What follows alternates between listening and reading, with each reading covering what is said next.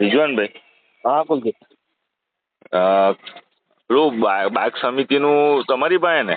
હા. પેલું હનુમાન ચાલીસા વગાડવાની ના તમે પાડી? કેવું?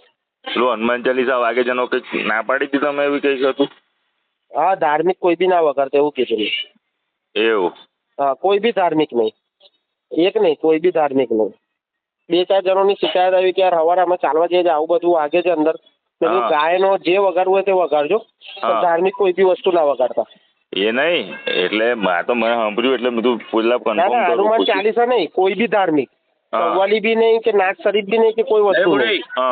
કોઈને ખોટું લાગે એવા ધંધા જ નહીં કરવાના. એ બધું બિલકુલ એકદમ એટલે કોઈ વસ્તુ નહીં. મેં કીધું પેલી અંદર એમાં મૂર્તિ તો મૂકેલી જ છે ને રામ ભગવાન? મૂર્તિ મૂકેલી છે, બધી વાત બરાબર છે, પણ આવું નહીં વગાડાય. કોઈ બી ધાર્મિક, મેં એવું નહીં કહેતો કે મુસ્લિમ વાત છે. ધાર્મિક કોઈ બી નહીં કે કોઈને ખરાબ લાગે એવા ધંધા નહીં કરવાના. ન્યુટ્રલ જ રહેવાનું આપણે.